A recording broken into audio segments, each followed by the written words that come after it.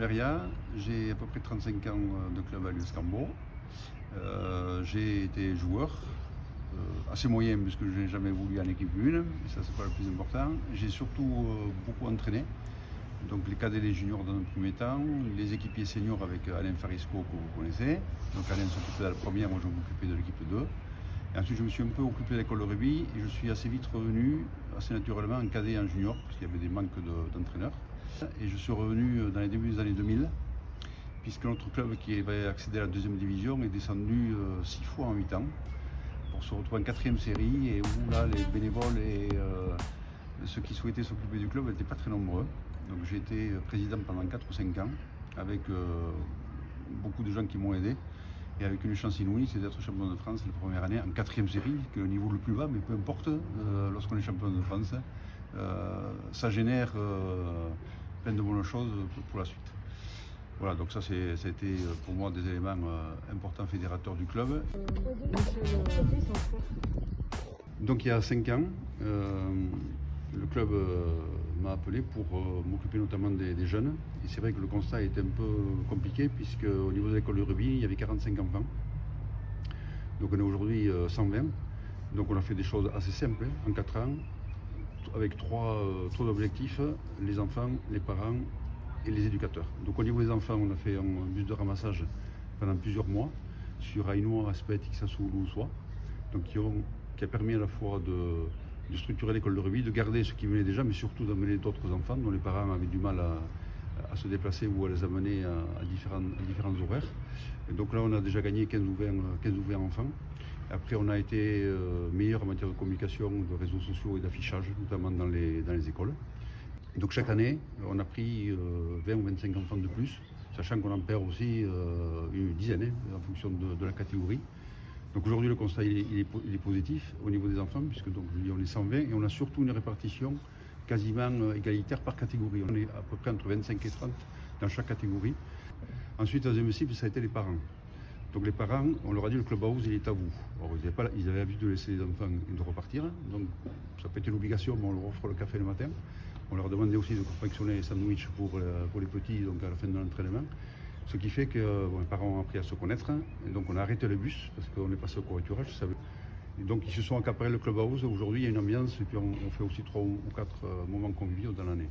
Et enfin, le troisième élément fort, c'est les éducateurs. Comme j'ai eu la chance d'entraîner et de connaître un peu les jeunes, ils ont adhéré assez vite à notre projet, et on a aujourd'hui 24 éducateurs à qui j'ai demandé au fur et à mesure de se former. Donc aujourd'hui on en a 14 ou 15 qui sont formés sur 24. On a également établi des chartes par rapport aux parents, par rapport aux éducateurs, notamment pour tout ce qui est protection des mineurs, suite à des formations qu'on a suivies l'année dernière. On a eu 6 jours de formation, donc on a été très très sensibilisés là-dessus, et bon, là-dessus c'est assez strict et rigoureux. Donc au début, quand on est bénévole, c'est qu'est-ce qu'il nous dit lui, on est bénévole et en plus il veut qu'on s'occupe de ça et de ça. Mais bon, c'est bien passé. Aujourd'hui, je crois que les gens et les éducateurs ont bien compris que 2024, c'est pas les années 80, il faut faire extrêmement attention. Donc ils préparent leurs entraînements, on respecte aussi les parents et les enfants en étant à l'heure. Donc les entraînements commencent à l'heure et ils terminent à l'heure.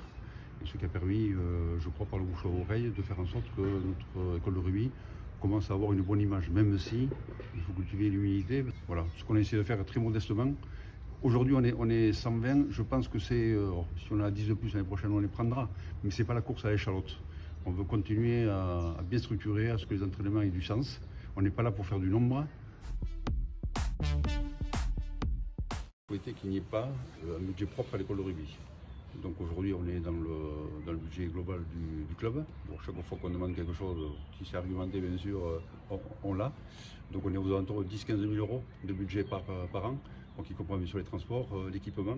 Il faut savoir qu'on a souhaité modérer le prix de la licence. On est aujourd'hui à une licence qui est de 60 euros, et avec laquelle on donne à chaque petit short, chaussettes, polo et kawaii. Donc on va dire que la licence, elle est déjà équilibré, on va dire, par les vêtements, mais ça a aussi forcément un coût pour le club.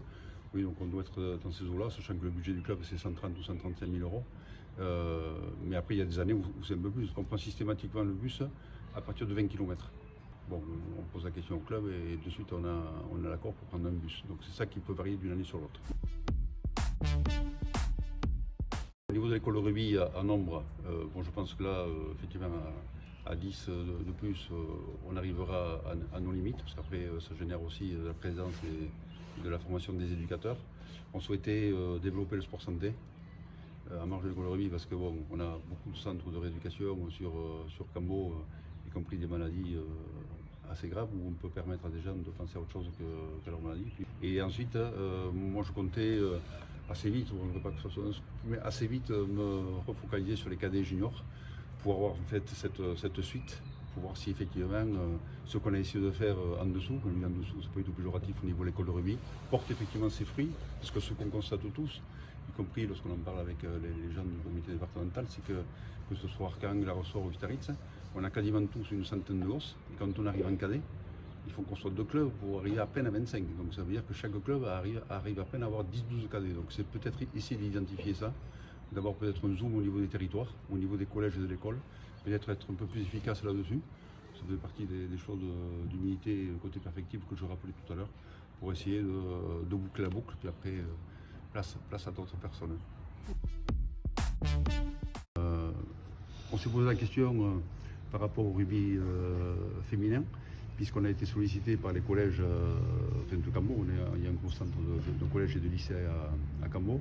Donc on a fait quelques entraînements, aidés par François Carillo notamment, il y a 2 ans maintenant. Mais comme on est en entente avec Ustaritz, et Ustaritz a déjà une équipe féminine, déjà eux en entente avec le phare de Biarritz, Gasparin, on n'allait pas créer une structure voisine. Les féminines qui jouent sont plutôt aujourd'hui à Ustaritz, et on est dans le cadre de l'entente aussi avec Ustaritz, y compris au niveau du rugby féminin. Pas beaucoup. Moi j'ai imposé un cadre qu'on n'avait pas avant.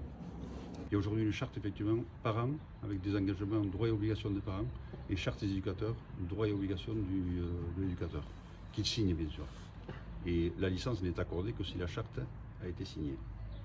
Et c'est important ensuite d'expliquer le pourquoi il y a ces règles. Voilà. Et la formation nous a permis d'abord de remettre les jeunes au centre du projet du club, ce qui était quand même un sens qui n'était pas forcément le sens précédent, et ensuite d'expliquer le pourquoi et le comment. Et puis ça se prépare. Là on a fait un point en décembre avec les éducateurs, j'aurais dit ma perception de ce qui allait bien, de ce qui pouvait être amélioré. Bon, ça donne lieu à discussion. Je voudrais juste rappeler et insister sur le fait que ces résultats, pour l'instant, à peu près bons, sont le fruit d'un travail collectif. Moi, je n'ai fait qu'impulser ou initier des choses. Donc je suis bien sûr assisté par 24 éducateurs, dont je rappelais plus de la moitié sont aujourd'hui formés. On est en cours de formation, il y a déjà des inscriptions pour l'année prochaine. Et bien sûr au niveau du club aussi, j'ai 3 personnes qui s'occupent de toute la partie administrative, financière, tout ce qui est licence et autres, et qui m'aident dans toutes les démarches et pour assister également aux différents entraînements et tournois. Il y a du respect et puis c'est un gros travail collectif. Et moi j'ai fait des choses avec tout le monde, je ne les ai pas fait seul, et si je n'avais pas été aidé et épaulé, François et Alex nous aident énormément aussi. Donc on n'est pas tout seul, quoi.